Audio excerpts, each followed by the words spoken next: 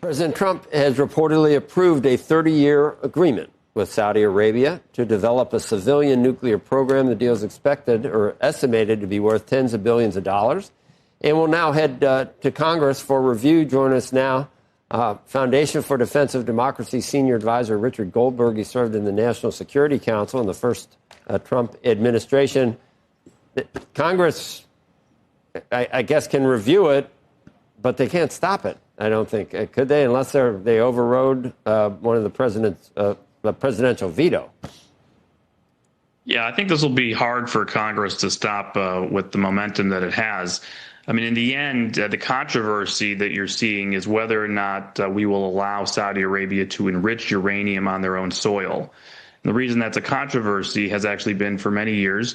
We wanted to have a gold standard of zero enrichment. And when we did a 1-2-3 agreement, as it's called, these U.S. Nuclear agreements with a foreign country, with the UAE many years ago, actually under the Obama administration, we had them sign off and say they would forego enrichment forever. This is not going to include that gold standard. What it will do, however, is sort of punt on the issue. So you'll lock in the Saudis to be buying American, be working with us in nuclear technology and advanced nuclear energy for the next 3 decades. That means they're not buying Chinese, they're not buying Russian. They're hooked on the United States along with their strategic relationship. And it says that we'll have a committee together to explore whether or not they even need enrichment on their soil. And obviously, think about this, Joe, in this context. Right now, this administration is investing in a U.S. fuel cycle, in a U.S. Fuel export industry. So it doesn't make a lot of sense to me that we would want to give that away commercially. We want to be like what the Russians have done for many years, sell the reactors and the fuel. And so we'll see where this committee ends up. It may not forbid enrichment, but I'm not sure it's going to lead to enrichment on Saudi soil.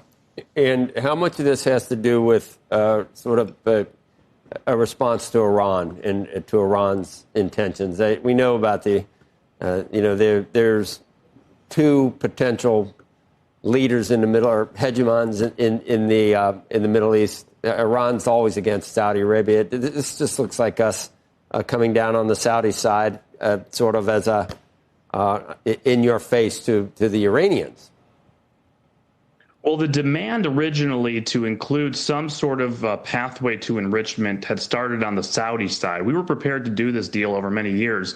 The Saudis then said, hey, if you're going to let Iran enrich uranium under that JCPOA, and of course, right, the Biden administration was trying to go back to it, they said what's fair is fair. If the Iranians get international legitimacy for enrichment, why can't we, as your ally, have enrichment? This is crazy. And the Biden administration said no. They started working through things. And they said, well, maybe if you normalize with Israel and join the Abraham Accords, and maybe if we do a military deal. And so this really got very complicated. Now that this president has destroyed for the next few years, at least any semblance of an enrichment program in Iran, we've already taken that card off the table. So MBS doesn't really have that argument anymore. But he still is making it. He still wants a nuclear agreement. Why would we do this deal right now? Why didn't we do this 6 months ago? Why didn't we do this in 6 months? Maybe there is something else going on we don't see. Maybe it's tied to the Iran operations, allowing Saudi airspace use, which apparently was denied a few weeks ago. Maybe there will be some entrance of Saudi Arabia to the Abraham Accords in coming weeks or months. We don't see that yet. But if you just looked at the merits of the deal, I'd rather Saudi Arabia be partnering with the United States in nuclear energy and not China and not Russia. Rich, do you believe that all the Israeli intelligence, do you believe that all the centrifuges were moved, or many were moved into Pickaxe Mountain, as has been reported? And do we need to do something about that at this point? Or you said we've already delayed it for 2-3 years. And I think the president said it's the nuclear dust we're worried about. We're not worried about the centrifuges. Well, I have been worried about Pickaxe Mountain for many years. I've publicly called for it to be hit several times. It wasn't hit last year during Midnight Hammer. It wasn't hit this year during Epic Fury. I thought it's really been a surprise that it's been overlooked. Now, this is very close to Natanz, which was hit last year and destroyed the above-ground facility there, about a mile away, deep underground tunnels, at least 300 feet down, maybe 450 under a mountain.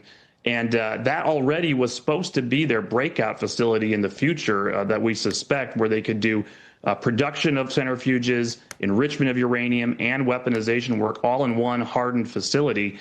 Now we learn that they may have moved some of the centrifuges that they were able to keep or recover, perhaps from Natanz, maybe elsewhere, into Pickaxe Mountain. That would be a concern simply because they're still working on the facility. They're trying to make it impenetrable to nuclear strikes. So you don't want to allow them a reconstitution path that will be even harder to delay or destroy in the future. If we're in operations right now, if we can find a military solution to degrade that facility, take the shot now. And that's the reason that maybe the president is considering it. When they asked us, Pete Hegseth, Secretary Hegseth, about whether we had the capability to do it, he didn't really answer. Do you know if we have the capability? He said we got the greatest. If anyone does, we can. And we have the greatest, and if anyone could, we could. But then he didn't say, yes, we could. Well, I would suspect we can at the very least degrade the facility and cut off access by hitting the entry and exit points. Now, that will only buy you some time, and you'll monitor it. You would like to do what you did to Fordo, at least. We have not been inside the facility. The IAEA has not been inside the facility, unlike Fordo. Now, maybe the Israelis have the schematics through their intelligence sources and were able to design a plan. We can see open source from commercial satellite imagery where the ventilation shafts are, but we don't know exactly where they lead. We also see cables that go in for power. So these are vulnerability points that you could try to exploit, again, with those massive ordnance penetrators that we saw used against Fordo, and continue hitting the same way we did Fordo and see what happens. Or you could hit the entry points to the tunnels, try to close them off for further activity there, and continue to monitoring the sites. That would be a short-term Band-Aid. We'll see what the president decides to do, or if there's other tricks up their sleeve.